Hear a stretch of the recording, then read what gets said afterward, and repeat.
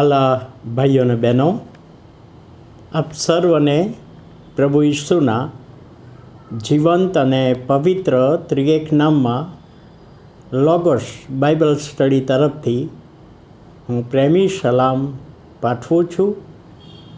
આજનો દિવસ 23મી મે 2024 અને ગુરુવારનો આ નવો દિવસ આપણા જીવનમાં પ્રભુએ બતાવ્યો માટે પ્રભુનો ખૂબ આભાર આપણે માનીએ છીએ.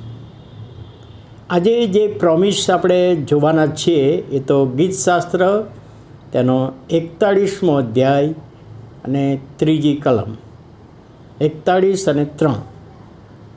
બીમારીના બિછાના પર યહોવા તેનો આધાર થશે, તેના મંદવાડમાં આખી પથારી તું બિછાવે છે. અને એટલા માટે આપણે પ્રભુનો ખૂબ આભાર માનીએ છીએ કે અહીં આગળ દાઉદ, જે આપણે ગઈકાલે જોયું હતું કે 41મો અધ્યાય એ પ્રાર્થનાનો અધ્યાય છે. માંદગીના સમયે બંધ ઓરડીમાં પ્રાર્થના કરે છે અને એમાંથી આગળ વધતા એ એક પ્રોમિસ યાદ કરે છે કે બીમારીના બિછાના પર યહોવા આધાર થશે. એટલે ઈશ્વર બીમારીના સમયે મૂકી દેતા નથી. એ આપણે ગઈકાલે પણ જોયું હતું. લાજરસના બીમારીનો દાખલો આપણે જોયો હતો. અહીં આગળ જો આપણે જોઈએ તો બીમાર વ્યક્તિનું બિછાનું, એ શબ્દો આપણું ધ્યાન ખેંચે છે. પ્રોમિસની અંદર આ શબ્દો છે કે બીમાર વ્યક્તિનું બિછાનું. એ શબ્દો શું બતાવે છે? બીમાર વ્યક્તિ છે, આરામ પર છે, પોતાના ઘરમાં છે, દવાખાનામાં છે કે સ્પેશિયલ રૂમમાં છે, પણ બીમાર વ્યક્તિ એ એનું બિછાનું છે. હવે જો આ બિછાનું શબ્દ આપણે સાંભળીએ ને તો બે પ્રસંગો આપણને યાદ આવે. યોહાનની લખેલી સુવાર્તા તેનો 5મો અધ્યાય અને 8મી કલમ. પેલો 38 વર્ષનો પક્ષઘાતી બીમાર, જેને પાણીમાં ઉતરવાની આશા રાખતો હતો પણ એને તક નહોતી મળતી, એ વ્યક્તિને પ્રભુ ઈસુ ખ્રિસ્તે એમની પાસે જઈને પૂછ્યું, શું તારે સાજા થવું છે? અને પોતાની હકીકત જણાવી. અને ત્યાર પછી પ્રભુ ઈસુ ખ્રિસ્તે કહ્યું કે તારું બિછાનું ઉચકીને ચાલ. કયું બિછાનું? માંદગીનું બિછાનું, ત્યાં સૂઈ રહેવાનું બિછાનું. ઉચકીને ચાલ એટલે સાજાપણું. એટલે ઈશ્વર સાજાપણું આપે છે. દાઉદ કહે છે બિછાના પર યહોવા તેનો આધાર થશે. આધાર એટલે મદદગાર થશે, સાજાપણું આપશે.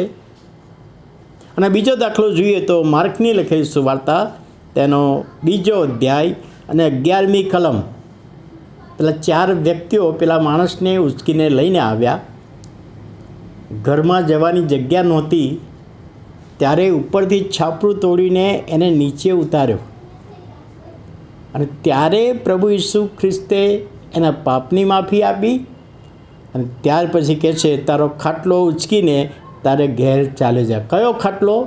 એ માંદગીનું બિછાનું. એટલે દાઉદ અહીંયા કબૂલ કરે છે કે માંદગીના બિછાના પર યહોવા આધાર થશે. તો યહોવા ઈશ્વર પ્રભુ ઈસુ ખ્રિસ્ત માંદગીના સમયે આપણો આધાર બને છે, છોડી દેતા નથી. એ આપણે અહીંયા જોઈએ છીએ. અને આજે ઘણા બધા ભાઈ બહેનો બીમાર છે.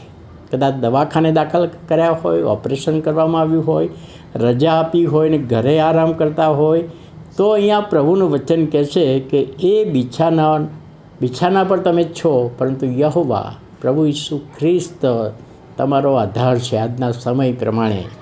અને ત્યાર પછી કહે છે આખી પથારી તો બિછાવે છે. એ પણ એક બાબત આપણું ધ્યાન ખેંચાવી છે આ પ્રોમિસમાં કે યહોવા ઈશ્વર જીવતો પ્રભુ માંદગીના સમયે આપણું બિછાનું પાથરે છે, બિછાવે છે. હવે આ શબ્દો ક્યાંથી આવ્યા? તો આ શબ્દો મેડિકલ ભાષાના છે, મેડિકલ ટર્મના શબ્દો છે.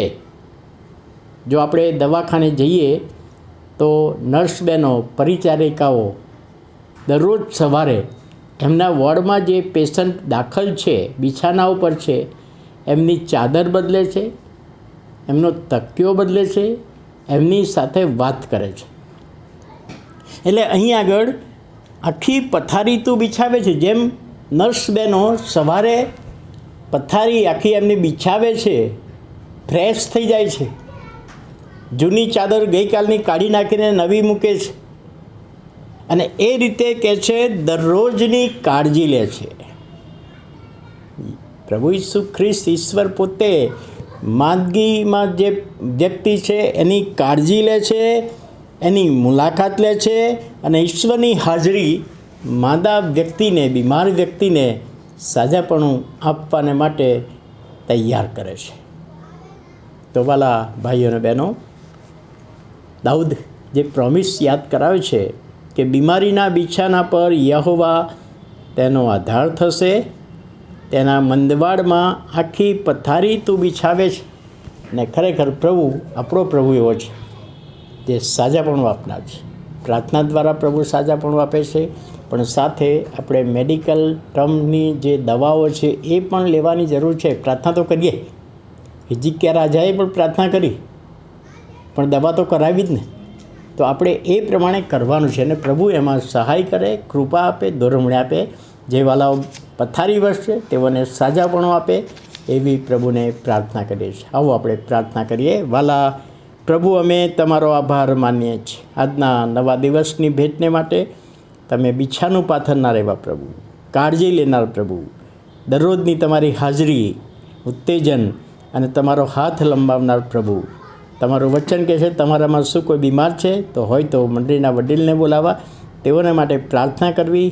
અને વાલા પ્રભુ, તમે સાજાપણું આપો છો, અને એ વિશ્વાસમાં અમે તમારો આભાર માનીએ છીએ. પ્રભુ ઈસુના નામે સાંભળો, માન્ય કરો. આમેન.